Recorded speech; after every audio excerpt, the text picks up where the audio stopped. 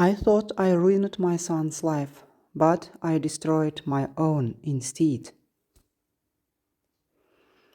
I regret this more than anything in my life, not in a dramatic way, not loudly, but deeply, the kind of regret that stays quiet and eats you from the inside. My name is Sarah. I am 56 years old. I was widowed very young. I raised my only son alone. I gave him everything, my time, my energy, my youth.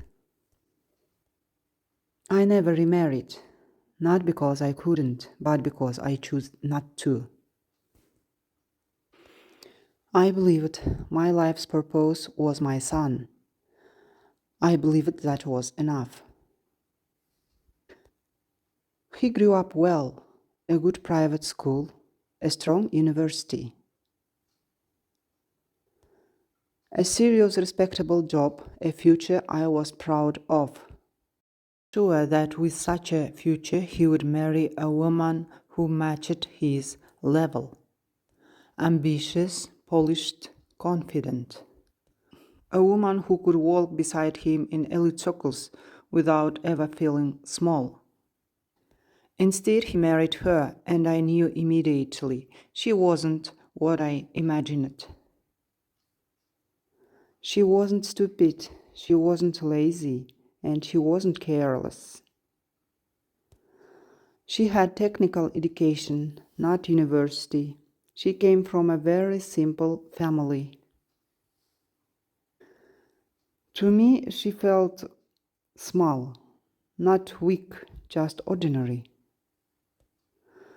Too ordinary for my son, at least that's what I told myself.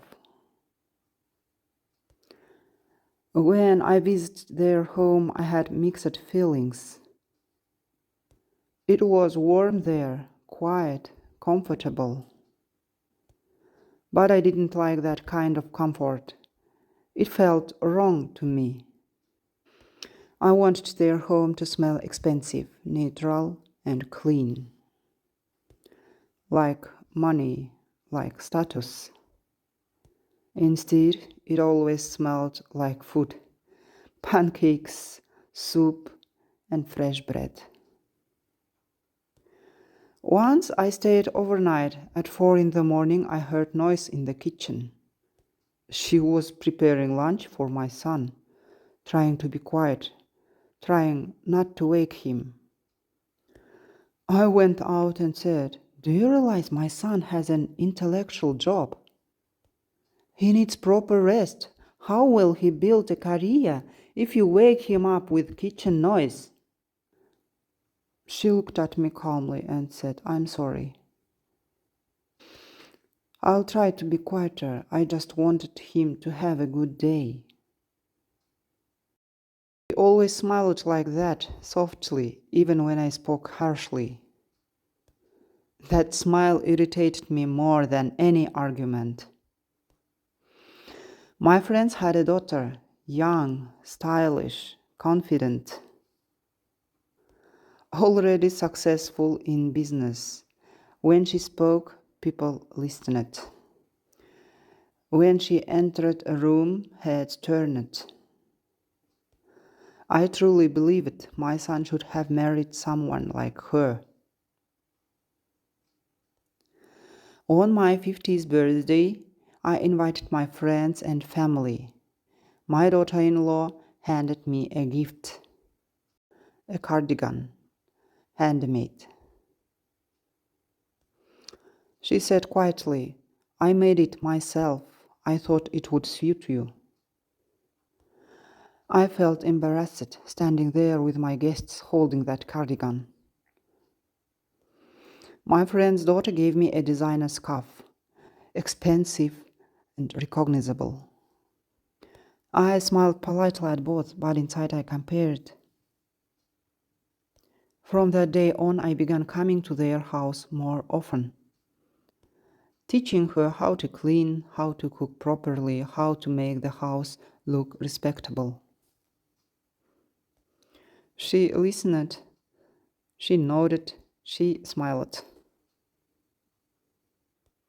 And then one day she stopped following my advice. That's when I lost control. I came over and saw the house messy, children's toys everywhere. She was cooking pancakes again, and something inside me snapped. Can you ever create proper conditions for my son? I said. You came from nothing, and you are dragging him down with you. He deserves better. You are not his level. Never were. She didn't cry. She didn't argue. She said nothing. I left, convinced I had finally put her in her place. The next time I came, she was gone. She had left my son, quietly, completely. Some time later, my son married my friend's daughter. Their home was perfect, spotless, stylish. It smelled like expensive air freshener, not food. No warmth, no noise, no mess. Once I came by in the afternoon, his new wife walked in behind me. She stopped suddenly, wrinkled her nose, and said quietly, "Something smells strange here." Then she turned to the housekeeper and said, "Didn't you air the apartment properly?" I knew that smell wasn't the house. Another day, I came to see my grandson. He was crying in his crib. The nanny couldn't calm him, so I picked him up. I fed him from a bottle. He stopped crying almost immediately. When his mother returned from a meeting, she froze when she saw me. "Why are you holding him in street clothes?" she said sharply. "Without mask? Do you realize how dangerous that is? He could catch something." I put the baby down. I didn't say a word. That was when I began to miss my first daughter-in-law. My older grandchildren used to run to me, hugging me, calling me grandma. In this new home, I felt like an unwanted guest. Even my son, who once listened to my every word, had changed.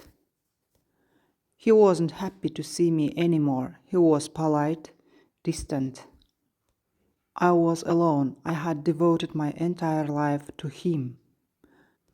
And now I felt like I no longer had a place in it. Soon after, they gave me a cruise ticket. To rest, they said, to change scenery. I accepted it quietly. On that cruise, one evening, I wore the cardigan she had made. A woman looked at me closely and asked, "Is that a Leila's piece?" I said, "I don't know. It was handmade." She smiled and said, "Oh no, this definitely Leila's work. Her designs are highly valued, exclusive. You're very lucky." Leila. Strange. I rarely ever called her by name. When I did, I said it quietly, with irritation, with contempt. And now I heard her name spoken with respect. The woman continued. Leila started from nothing. She built her brand with her own hands. No connections, no shortcuts. Today her designs are sold internationally. A global brand, she said. Very few people manage that. I stood there in silence, and suddenly I understood. Her smile was never fake. Her cooking wasn't weakness. Her silence wasn't stupidity. She was becoming strong quietly. I wanted my son to live in an elite world. She created one, just not for him and not for me.